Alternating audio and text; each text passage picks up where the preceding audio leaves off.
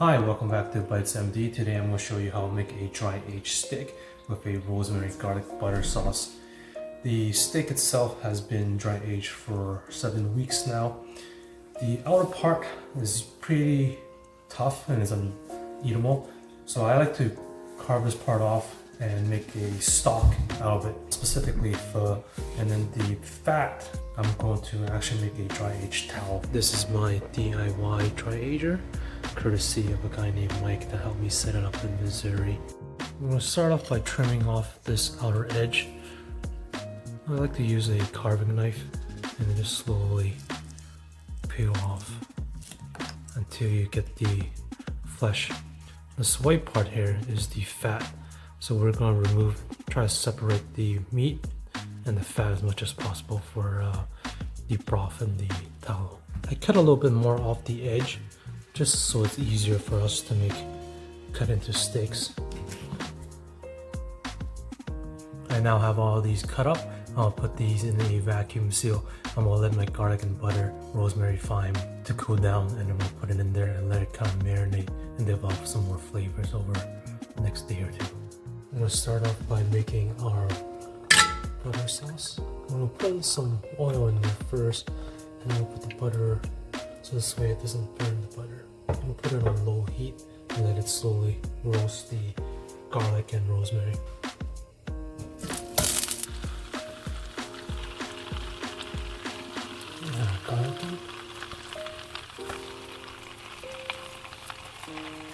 You don't keep this at a very low heat because we don't want us to burn the garlic, or it'll leave a bit of a bitter flavor. Add rosemary. We're gonna let this slowly simmer for about half an hour to an hour. This has been simmering for over an hour now. We're gonna let this cool down before we marinate our steaks. Okay, so our butter has now cooled down. We're going to put it into our steak.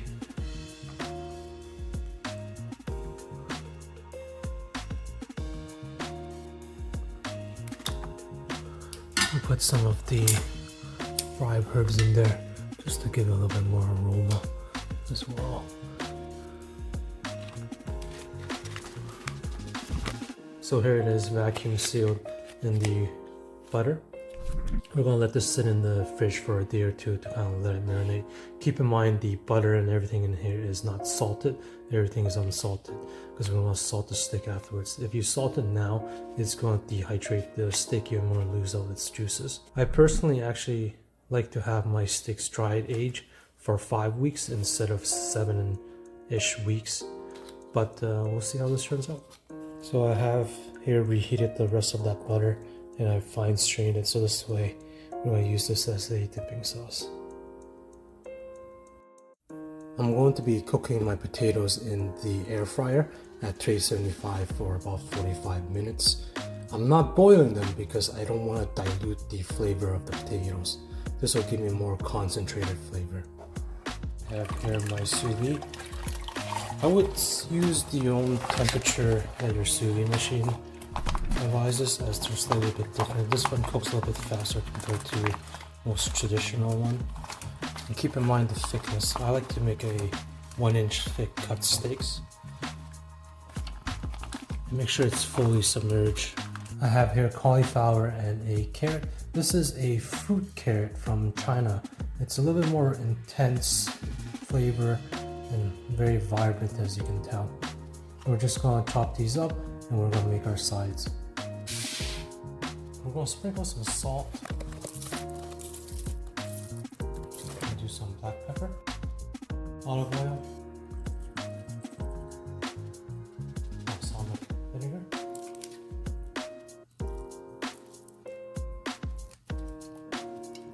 and then just a little touch of red wine vinegar.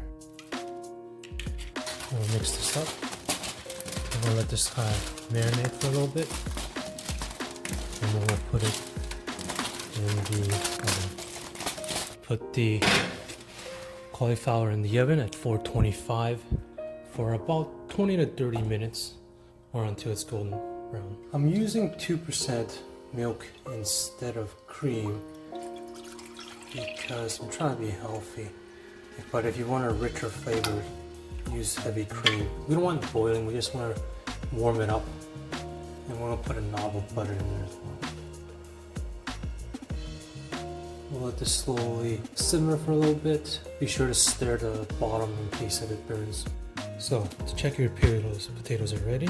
Just poke a toothpick in. If it comes out without any resistance, that means the potato's done. We're going to slice this in half. And then we're going to scoop this out. While this is hot, it's a lot easier to do. We're going to put this in a ricer. This will make the potatoes a lot more fine than it is. We're going to keep the skin, and we're going to make potato chips out of it, or you can do a double baked potato, whatever you want.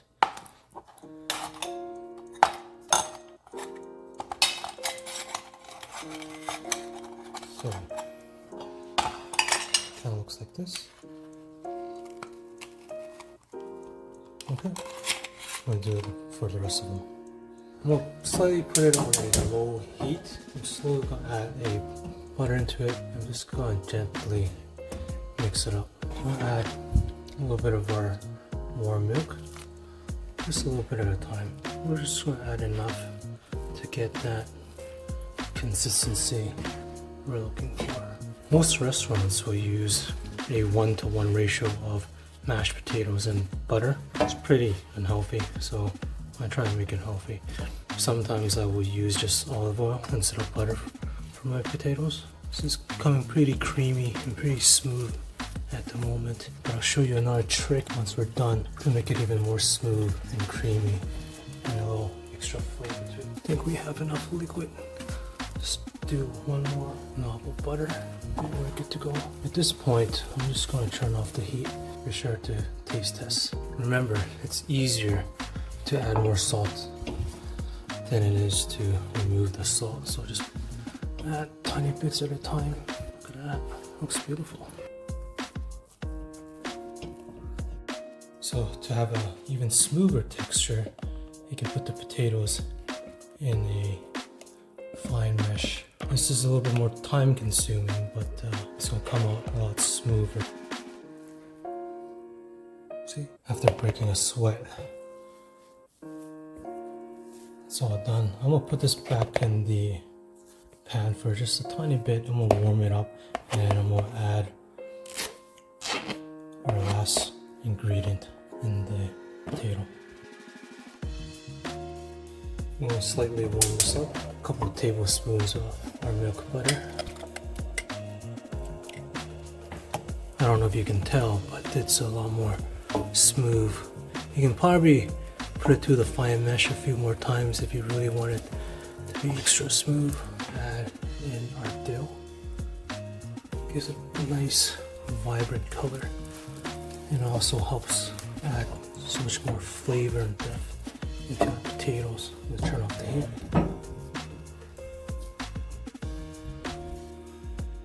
So it's been finishing the sous vide. I dried it up, and now I'm just gonna salt it. Don't be too shy of the salt. We'll do some pepper.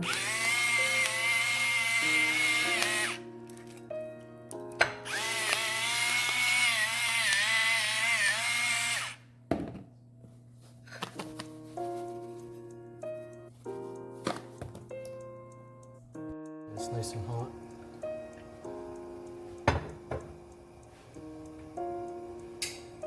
I'm gonna put one down. You want that sizzle. So we're gonna start it for about 45 seconds to a minute.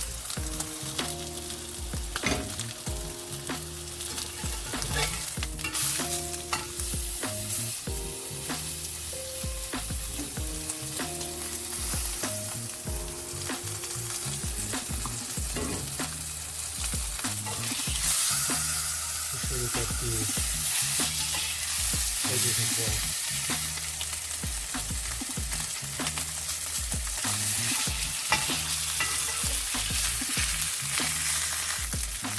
doing it like 30 seconds on the edges because I don't want it to overcook the steak. Keep in mind, this has been aged and dehydrated for so long, it's going to cook a lot faster. And we're just going to let this rest. So I put it on low heat and I'm going to slightly brown the butter that we made previously with the garlic, rosemary, and thyme. I'm going to add a tablespoon of bread flour. I'll whisk it.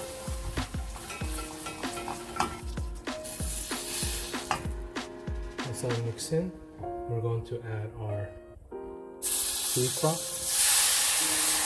And add little bits of the thyme.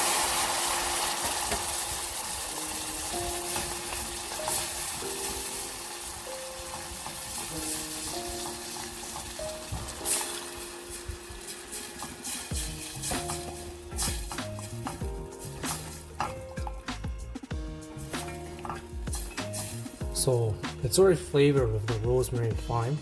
So we're just going to add a touch of salt.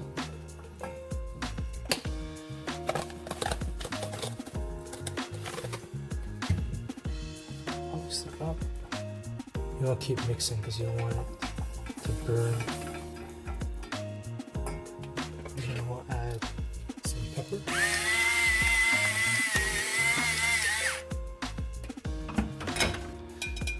If you want to, you can add more herbs at this stage and you can let it sit. But the gravy is basically done.